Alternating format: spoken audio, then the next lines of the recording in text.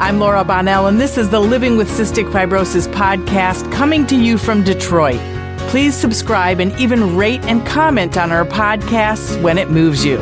I learn something new with every podcast, and I'm always inspired by the people that are showcased here. We don't give medical advice. You need to connect with your doctor for that. I hope that this Living with Cystic Fibrosis podcast educates you and sparks some volunteering or advocacy. The CF community needs people like you. Thanks to our sponsors, Viatris and Vertex, for their support. Anytime I get to talk to Dylan, it is a great day. And now you can be in on this conversation as he is on this podcast. Dylan Mortimer did the New York City Marathon. And if you know him, you know that he has had 2 double lung transplants, one in 2017 and one 2 years later in 2019. His second transplant was in New York City, and Dylan talks about what it was like to go back to those streets where he could barely walk pre-transplant. It is such a touching conversation as Dylan shares his story with us. I appreciate all the ways that Dylan continues to inspire our CF community. And our last question was, will he do another marathon? And what do you think that he might say? Also, I bet we might see some of his well-known glittery artwork featuring some running in the future. We shall see. So, Dylan, it's wonderful to have you so soon after the marathon. Before we get to the excitement of the day, because a lot of us saw all those gym shoes on the stairs with you on social media. Why did you decide to do a marathon? Yeah, I mean, I wrote about that, I think, a little in that post.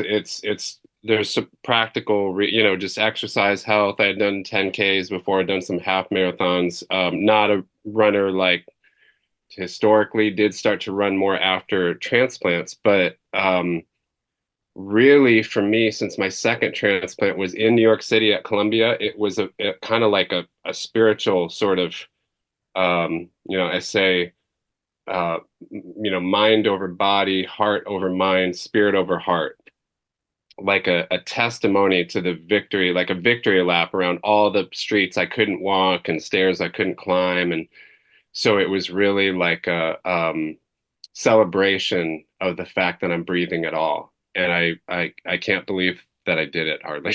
It was like really not something I could have ever even dreamed of being able to do. It's fantastic. I mean, I have my original lungs, and I did a half marathon about 10 years ago, a half marathon, walked it. Didn't think I was going to make it without losing my Achilles. And I knew then I would never do a full marathon. It's so much work and it's so much mental, and your body has to be. Yeah. How did you get to that point? I know mentally, you're so good. I love where you always are. Yeah. Thank you. I think for some of us, CF fighters and transplant fighters, that the mental part's almost the easy part. It's like, what do we do with these bodies that are not built for doing something like this? So, I mean, the answer to that is just a lot of training. It was a stupid amount of training. I mean, I know like there's marathon schedules, and I overdid it in that I trained earlier to really sort of feel out, is this something is even really possible? Like, am I kidding myself or what, So that was fine. I mean, it was probably like 5 months ago, I started really doing longer runs and stuff. Longer meaning like, past a half marathon, into 17, 18, that kind of thing, just to kind of get a sense. So it was a lot of preparation, a lot of strength training, my wife, Shannon, is a Pilates instructor. So I don't know if I could have done it without her, because she, help fine tune, or maybe I could have done it. It would have been a lot more painful without her. She helped sort of fine tune and work all those sort of leg muscles that you don't think about, and around your shin and such, and then lots of stretching and lots of rolling. So yeah, it was a lot of work. And I know your family is quite the team. They're all Team Dylan and your team Shannon, and you all support each other so beautifully. Yeah. But I also wonder, was there ever a time where she thought, ooh, maybe this is too much? Like, Yeah. as a spouse, I would be slightly nervous. I mean, Sure. Yeah. you know, Yeah. She was really supportive the whole time. I think she knew I could do it, and she has that confidence because for her work she helps people go from they can barely walk to doing strength training, Pilates, exercise. So I think she was confident to do it. So I think just early on she showed me some different things I can do, which really helped a lot and helped, just learned a lot from her, just rolling and stretching and so she was just completely supportive the whole time. and what about the boys? Did they go on any runs with you? Did they train a Yeah, little? they did run. Yeah, they've run with me a little bit. They run, at school and stuff. My older son Noah is, got really, really fast, and I told him I need to stop running with him because it's too discouraging.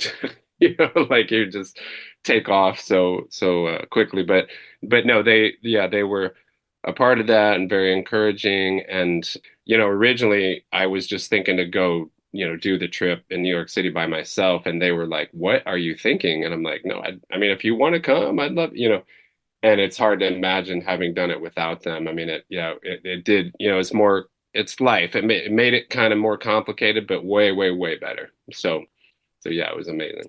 And if people are listening and not watching this podcast, they can't see all the sunshine we have, coming in from Yeah. our windows. But I say this because of how you think. And I Mm, love how you think, and everything is either a sign or some kind of blessing, which I love yes. reading. Yeah.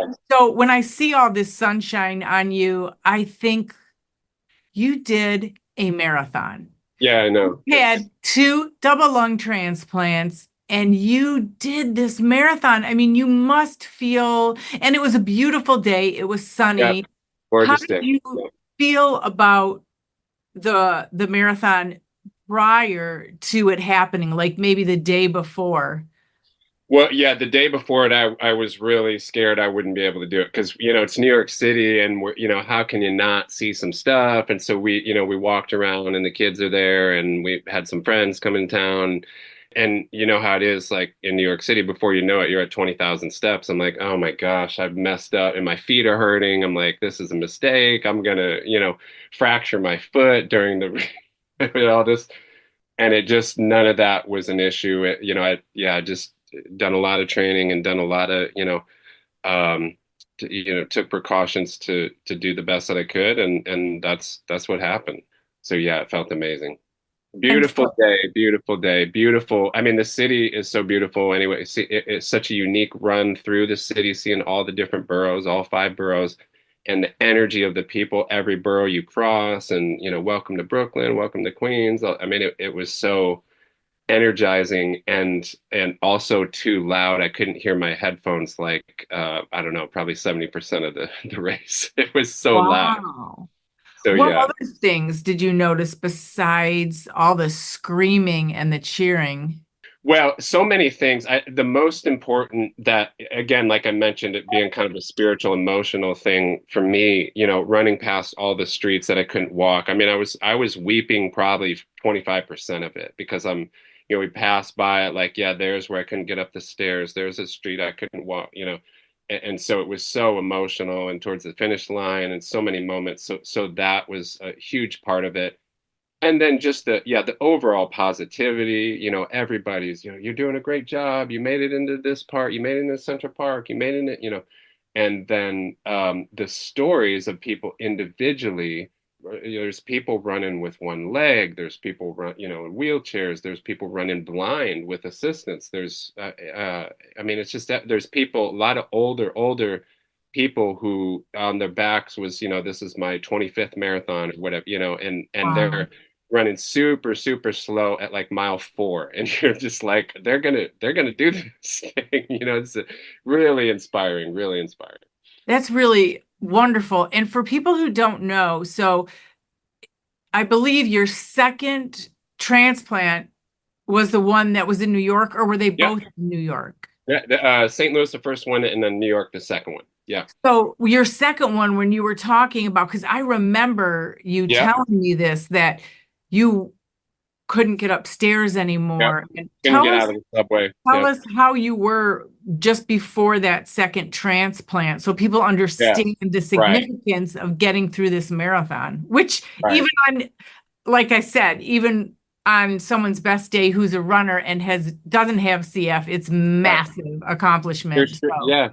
So, you know, born obviously with CF, diagnosed 3 months in, fought off till 37, the first transplant, felt great, started to run doing 5Ks, and then went into rejection because of antibodies, and then needed a second transplant within the space of 2 years. And so my lung function went from 95% in June to 10% in November in New York City, where it's stairs everywhere, so we went from I could run, 5 or so miles to I can't get up a flight of stairs. Yeah, and they, listed me again for a transplant, but they're like, there's no way you'll get a transplant here. You're screening out, because of the antibodies, too many people. You screen out 71% of all potential donors. So, and then my donor came from an Instagram person following me, whose cousin had passed away, just called up, and by total miracle, it happened to be a match. She had not checked if it's a match by blood type size or any of that, or antibodies, anything, and it was all of those things. It was totally miraculous. And I came from that, from not being able to get up a flight of stairs, 10% lung function, to now 5 years post that event, running the New York City Marathon. So and so that day, I mean Sunday, just yeah, hit. How early did you have to get up? How were you feeling? How did the race start? yeah. So it was daylight savings fall back, thank God. One, and so I slept pretty well. I think I left at like 6:30 or 7. Went to Staten Island, and it's just a mob of people. I mean, it's 55,000 people that run this, or some crazy number. So Wow. just a mob, and you get in through that and get on the Staten Island ferry, and the ferry is packed full of people. You get off that, and then it's a packed crowd to these buses, and there's like 15 buses that roll up and load up and then roll out, and then 15 more buses come up right behind it and load up. It's just a process. It's kind of a marathon to get to the marathon. So you get there, and I have been told by a few people, because like I was in a later wave, and but I just kind of, I went a little early in, and just was able to get started early, which was really beneficial to me in a lot of ways. But so I started early, but I'm also running with people who are like really good at running, and they're all kind of flying by me. So it was like, it was great, and all of that was going up. But I mean, it just all worked out. It was really good. So how did you feel? And was there a certain mile that you thought that you felt overwhelmed, or where you thought, Yeah. this is going to happen. I can do this. Yeah, both. I mean, yeah, the overwhelmed a lot. And I think, again, not so much the noise of the crowd, but the spirit of the crowd kind of lifted that at certain moments for me. So, I was starting to get tired. I had run up to like 20, 22, 23 miles before. So, I knew what that was like. But it's a different environment, and there's a lot of hills in that race. And so, at first I'm like, let me just get to the halfway point, and then maybe I'll walk a little bit. And then, but then you're kind of coming to Queens, and everybody's excited, welcome to Queens. And then, I'm like, well, let me just walk a little bit up the Queensboro Bridge. That's kind of the steepest hill in the middle of the race. And so I did that a little bit, but then it's so long, that bridge, that I'm like, all right, just let me just run the end of it, and then you're downhill. And then got into Manhattan, but just was able to run that whole way up to the Bronx. I mean, really did not walk much at all.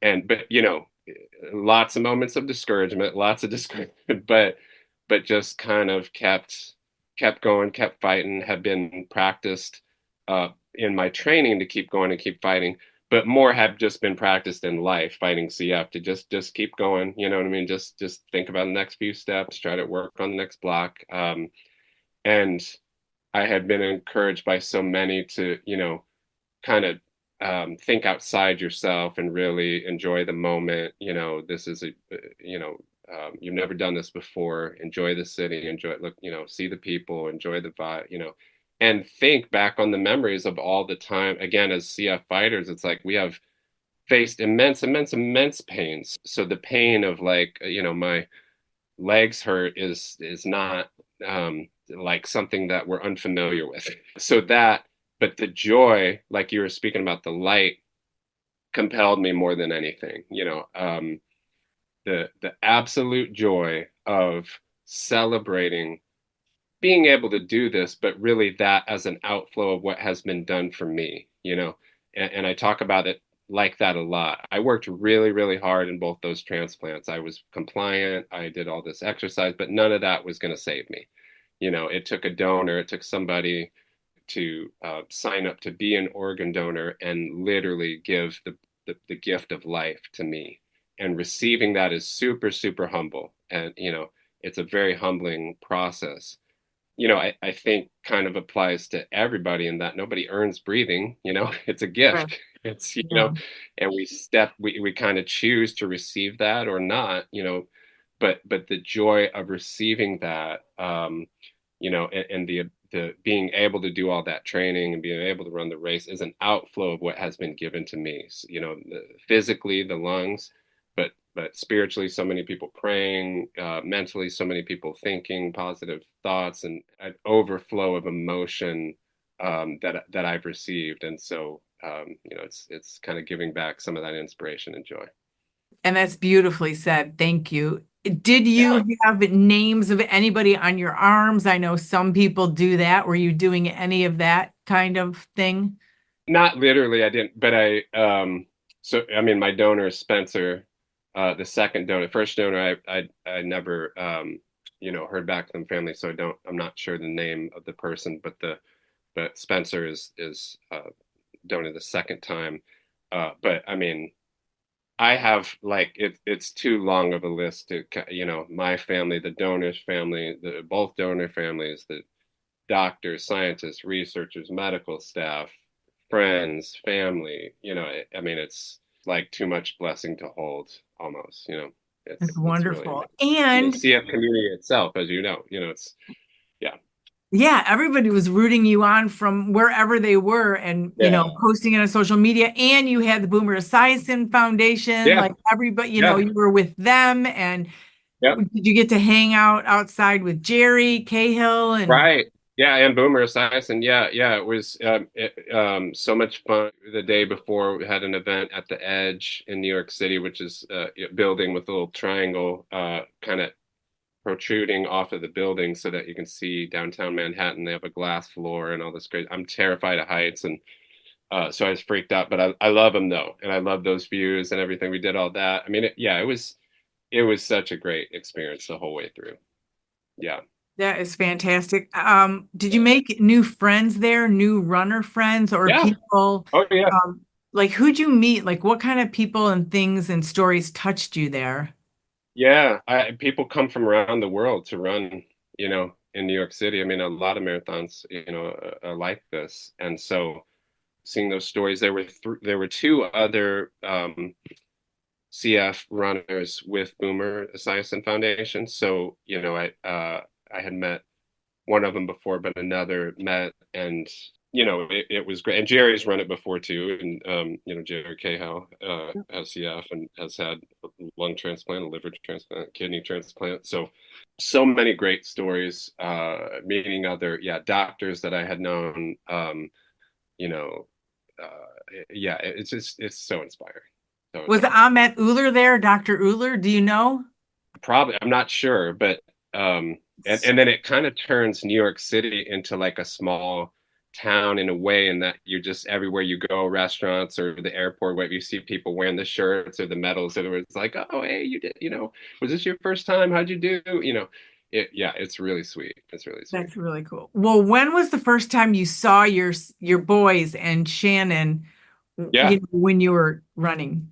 Yeah, so you end in Central Park and they kind of funnel you out a long way. They're just trying to keep the flow of traffic going. So they have, all these runners, and they give you the little jackets can it keep you warm after? And this year, all the jackets were orange, so it was this kind of strange, like all these people wearing these orange jackets, kind of waddling slowly through it was a funny kind of scene. And they funneled them out of Central Park onto Central Park West, the street that runs exactly, adjacent west to Central Park, and that's all blocked off for people to exit. And then, so you have to kind of walk another block and then I saw my family and just broke down and cried when I saw. I mean, we were all just hugging and crying and just celebrating. Yeah, That so is emotional. fantastic. And they saw me they saw me at the finish line. Like they had worked through the crowd and they were right there. And I saw them right at the after mile 26, like right in the point two, right at the end there. So yeah, it was awesome. And the photos are great that we're posting your family photos on, Yeah, to promote the podcast as well. But the ones you yeah, posted, yeah. they're fantastic. How did this impact your kids, do you think? Do you think it gave them like, hey, if dad can do it, we can do it? Or, Yeah, yeah. They've had a unique perspective in that they've been young but still old enough to remember through all of this. So they remember the first transplant, they remember the second transplant, and then for them to be there for this was they have seen the spectrum. They've seen me. They kind of grew up visiting me in the hospital, and that was a regular thing, and we would sort of play with the elevating the hospital bed and stuff like that. It's like that's kind of what they were accustomed to. So on one hand, like not afraid of that environment, and on the other hand too, just hard. We had to spend a couple birthdays in there, and it's just awful. So they have, I think, had an upfront seat at challenge in life and not being scared of that, and being able to kind of stay with it and stay through to what can come after that. So and finding hope in spots where there would seem to be no hope. is there any role that your transplant team plays in all of this training and everything? Oh yeah, for sure. I mean, I was talking to them a lot about it, yeah, there was a lot of teams. You guys, shout out to Roxy F, the Shoes, Boomer Esiason Foundation, uh, um, Breathe Like a Boss Foundation, Piper's Angels. We could go on and on and on. I got to stop. I'm gonna leave people out. But the transplant team helped. Yeah, just diet, thinking about what to eat. What nutrition, what both during the race and then leading up to it, because I was starting to lose a lot of weight. Not surprisingly, because they're like, you need to eat properly and like keep weight on and be ready for this. And so yeah, diet wise, breathing wise, yeah, just kind of everything around it. The transplant team was great. So yeah. That's wonderful. And are you going to do any more marathons, or was this a Yeah, one-time so thing? You I told my family that they should choke me if I ever talk about doing this again. Um, but I was worried that I crossed the finish line and have all this euphoria that'd be like, oh man, I got to do. I crossed the finish line and was like, I'm never doing this again. But that the community and the response and seeing in the CF community, the transplant community, and just around the city and hearing all these stories of like, I'm going to do this marathon next, I'm going to do this. The door's open. We'll just see. I'll take it one step at a time. So on the plane coming back, I told Shannon, I'm like, I'm not saying I would do another one. I'm just saying that if I did, it would be in a different country. That's all I'm saying. So, so yeah, he's like, well, okay, we could like do a trip around it or something, so, so we'll see. We'll That's see. funny. It is such an accomplishment. I mean, I'm still like, woo, I did a half marathon, even though I walked it, but As you should be, as you should be. I mean, and that's the part, I would definitely want just for people to know, anybody that's considering doing anything they're considering to do in a bike race, a half marathon, a 5K, or a marathon. I mean, there's people that just walk it. There's people running slow. There's people, I mean, it's a matter of will more than it is of experience or ability, for sure, for Right. sure. It's your personal best, right? I mean, Yeah, 100%, 100. And so some of that is like whatever pressure that you put on yourselves to think you need to do a certain time, which is easy to fall into the more like little videos you watch or research you do, because people, if you do da da da, you get a little better time, or if you eat this, or if you do, do nutrition this way. I mean, it's so hard not to fall in this trap of like the competitive thing. And so I had to a lot of like keep reminding myself the whole process, like, hey, I'm trying to cross the finish line and not get hurt. That's my only, if I get a time that I like, great, but that is not the goal. I'm just trying to do the best I can do.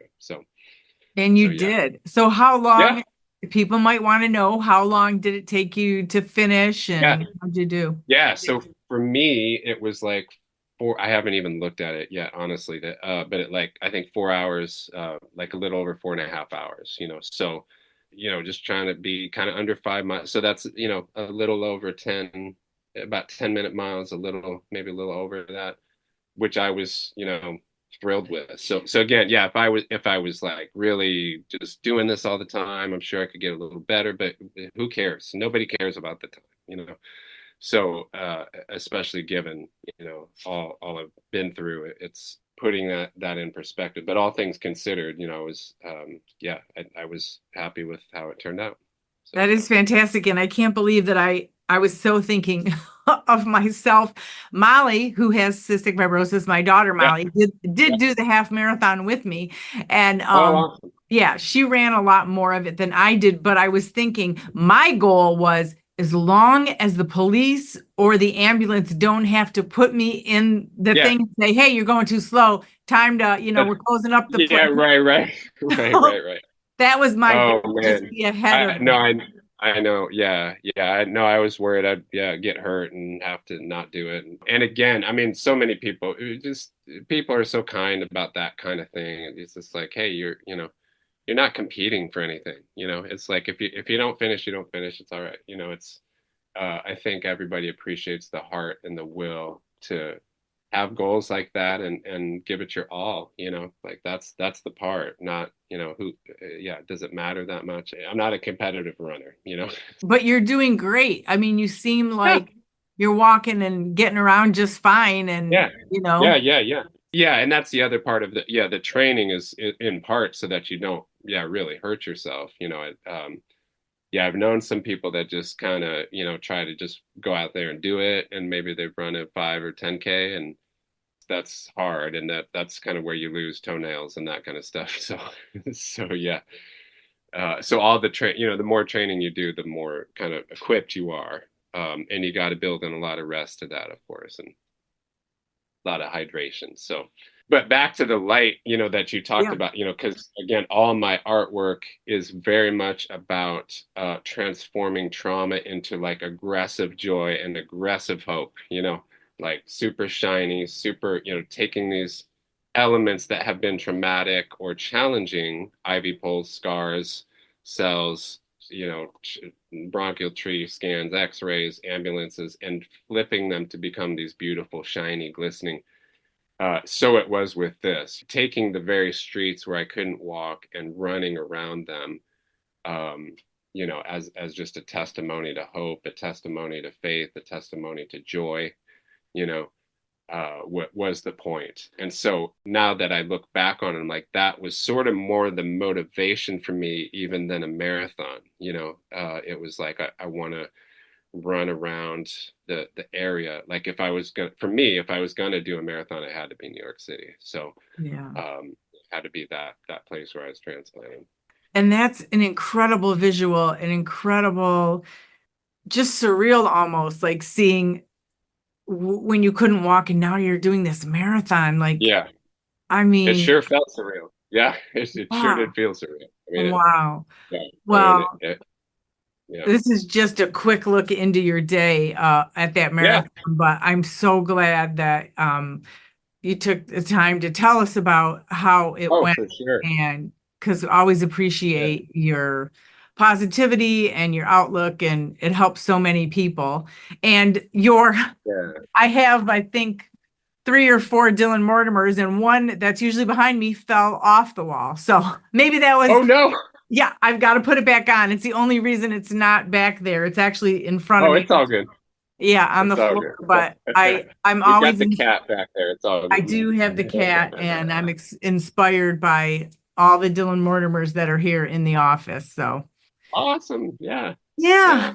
In closing, I guess I would just encourage anybody, whether they're fighting CF or not, or loved ones who do, or anything, I think it surprised me. It did surprise me. I kind of knew, but it surprised me at how much joy this sparked and spread in people, and I'll probably post about this in the coming days, that so many of the people that were like, this is so awesome, congratulate, I know are in the hospital right now, or on the transplant list, or needing a heart transplant, or whatever the medical case would be or mental case might be. And a big motivation was like running for all of them, because I was that person, and so many of us were in that spot, and have been blessed to not only be alive, but to get to do something like this. So we're running for all the people who are no longer with us, all the people who are with us and are struggling, and all the people who are doing well. We're together in this, and life is super challenging and super hard and super unfair in so many moments, but we hold that right along with immense joy and immense hope simultaneously.